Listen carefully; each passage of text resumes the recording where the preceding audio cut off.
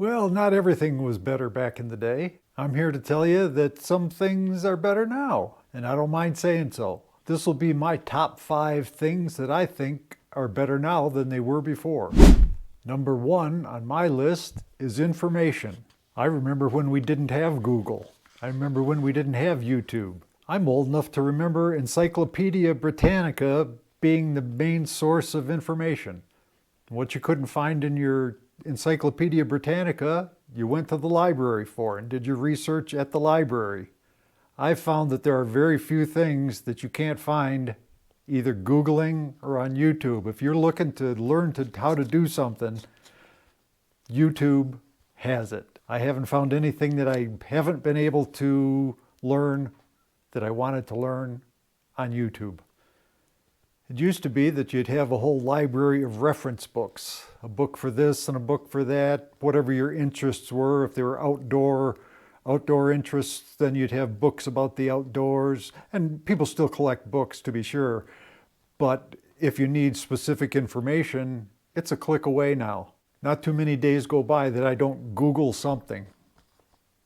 And of course, it's Google or DuckDuckGo or whichever search engine you happen to use, but you know what I'm talking about. The computer, the internet, the interweb. Where would we be without it now? How would it be to go back to books and encyclopedias?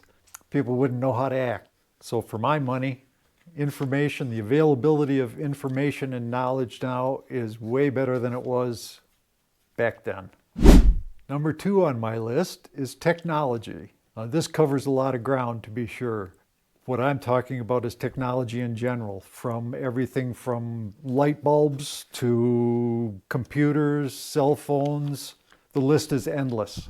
When I was a kid still at home, they had a light bulb exchange. I don't know how it was other places, but in the city, I was born in Detroit, grew up in Detroit, and in the city, you could exchange your burnt out light bulbs for new light bulbs for free. I remember when that went away and the brouhaha that followed it. And after that came fluorescence, mini fluorescence, and then LEDs.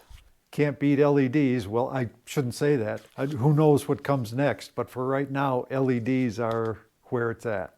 They'll use less power, give more light, last longer. I have nothing bad to say about LEDs. I have nothing good to say about mini fluorescence, but I have nothing bad to say about LED lights. I'm also old enough to remember when there were no computers. I remember when the first computers used punch cards. When I was in the service, I was in communications field, and we had a computer department adjacent to us, and I remember they called them IBM cards at the time. They were cards like that with holes punched in them. That's the computers that I knew back when I was late teens, early 20s. I remember when the internet first started. We had a thing in Detroit. I don't know how it was nationwide or anything, but in the Detroit area, we had Prodigy. And I guess this Prodigy Communications is still around, but it was my first introduction to the internet. And I remember having to use MS-DOS, all the prompts. What a headache. And then came Windows and Apple. However, I was never an Apple guy, so I don't know how that exactly got started. But I remember when Windows came into being and how much easier Windows was than trying to figure out which commands to type in and having to have everything letter perfect. And it's like writing code now. Everything has to be absolutely perfect. I like Windows. In the technology field, of course, we have cell phones. I remember long before cell phones. I remember when we had the tabletop telephones, the rotary dial telephones, and party lines. We shared a phone line with other people. And sometimes it was 2 people, sometimes it was 1 person. Sometimes you knew who they were. That was weird. But if you picked up the phone and somebody was talking, you knew the other person was using the phone. So if you were polite, you hung up, and if you weren't polite, you listened in for a little while. You could usually tell when somebody else was listening just by the sound of it. But anyway, that went away. Then push-button phones came in with a long cord. You had a 15-foot cord in the kitchen so you could still cook and talk on the phone at the same time. course, they always got twisted up and everything. And after that, we had wireless phones, and now everybody has a cell phone. I remember when it wasn't that long ago that I got rid of my landline and went to just cellular. That was just, as a matter of fact, just a few years ago. Technology changes so quickly. To be honest with you, I like it. I like it a lot. It's not that I couldn't go back and live without it, but I like it. And then, of course, along with the cell phones and email and the internet and all of that, communications from here to there took a huge leap with the internet. We went from what they call snail mail, what they used to call snail mail, I don't know if they still do or not, writing a letter, having it take however long it took to get wherever it was going. I remember when I was in the service, all we had was mail. We didn't have any internet. You'd write a letter and 2 weeks later you'd get a response to it. We got by.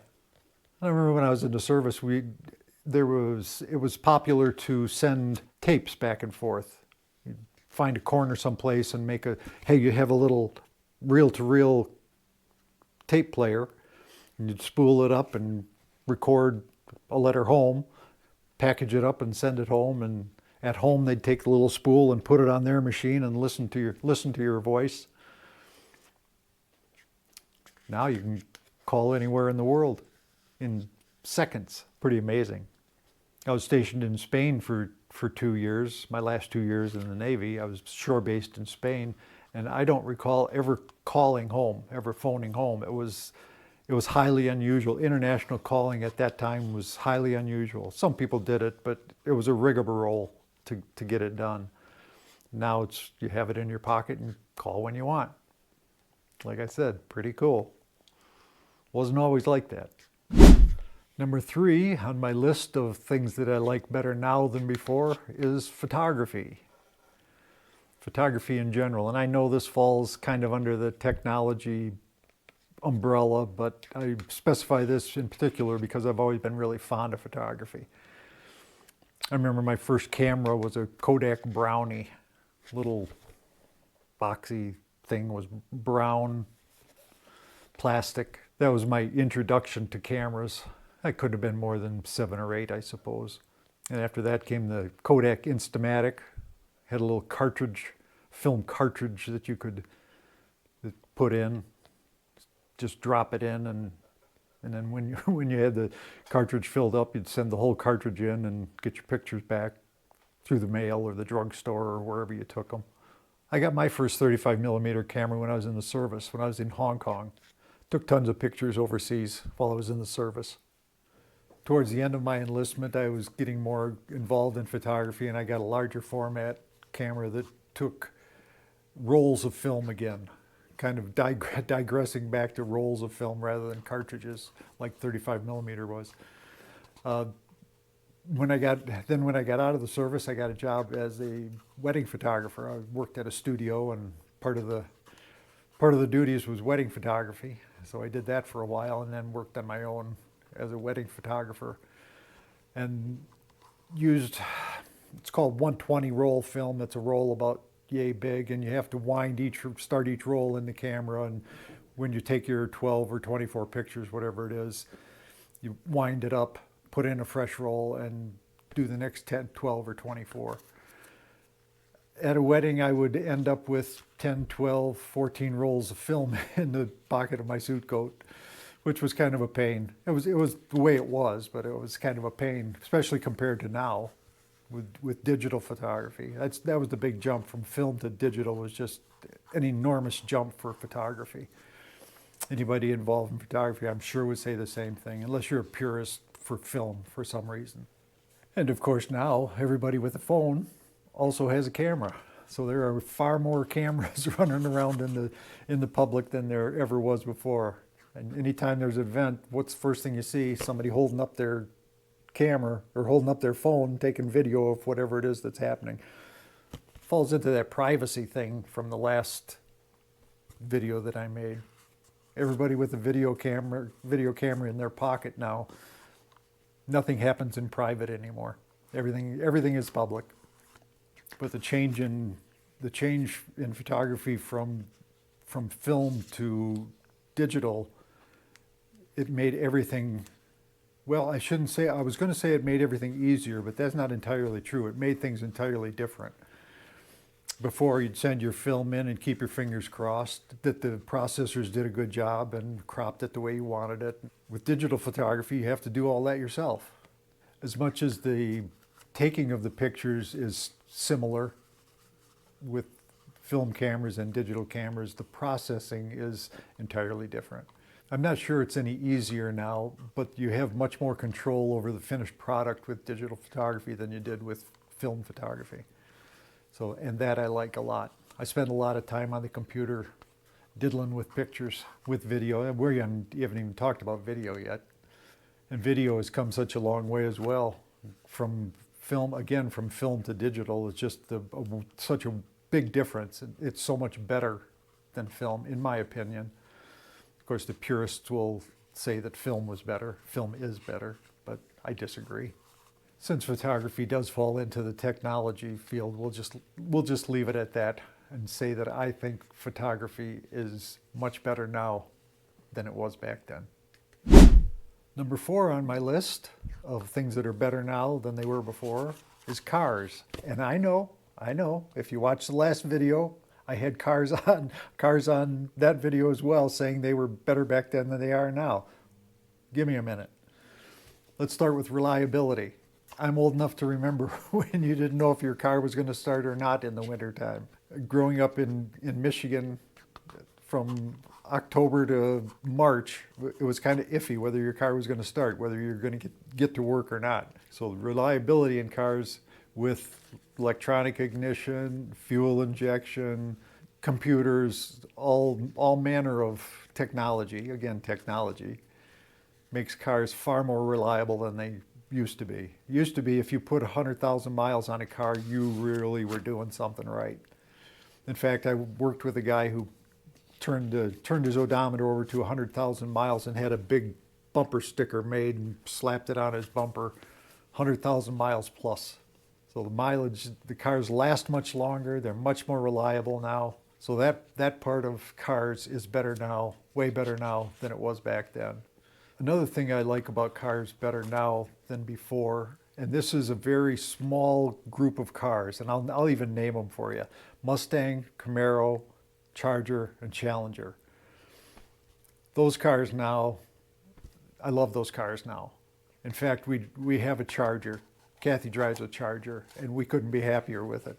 So that's the aspects of cars that I think is better now than it was back then. Reliability, mostly. Number 5 on my list is shopping. I think shopping is so much better now than it was back then. I'm old enough to remember before shopping malls. I remember when shopping malls became the big thing. Living in the city there, we had Northland Mall, Southland Mall, Eastland, Westland, and then they added a couple farther out in the suburbs.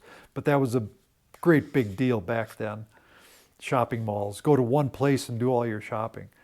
And now we have Amazon. I love Amazon.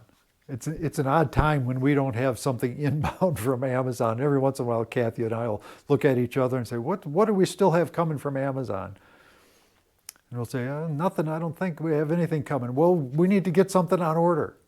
Something I can't quite come to grips with, and I wouldn't say is better now than before, is home delivery. I can't get my head around home delivery, the DoorDash and the grocery deliveries from Walmart, ordering it online or over the phone or however you do it, and having it delivered to your door. I still like to do my own shopping, even though it's online. I still like to pick out my own groceries. I don't want anybody else to do my grocery shopping. Some things you have to pick out for yourself, as far as I'm concerned. If it doesn't matter to you, it doesn't matter to you. It used to be when I was a youngster, the only thing that we had delivered to our door was milk. I remember the milkman. Milkman would come every few days. I really don't remember how often, but we had a chute in our house, a little, maybe a foot square door on the outside, and you'd open it up from the outside, and we'd put our milk in there and close it, and then there was a door on the inside that you could open from the inside and take the milk out. And that was the only thing we ever had delivered was milk. I suppose they had cheese or, well, I don't know if they had cheese or not. Maybe cottage cheese, something like that. Dairy products. And every once in a while, somebody would lock their keys in the house, forget their keys when they walked out and locked the house up. And I would have to crawl through the milk chute to get inside to unlock the door. That happened on more than one occasion. I was never one that enjoyed shopping all that much, so the shopping online suits me. I'm much happier sitting, looking on my phone or on the computer, deciding what I want and ordering it and having it delivered to the house rather than go to the store to pick it up, other than groceries, like I said. So I think shopping now, to me, shopping is better now than it was before. Well, that wraps it up for this list, the top 5 things that I think are better now than they were before. There are many, many more I didn't mention. Those were just the top 5 that came to mind when I started thinking about it. Peace and joy. Until next time.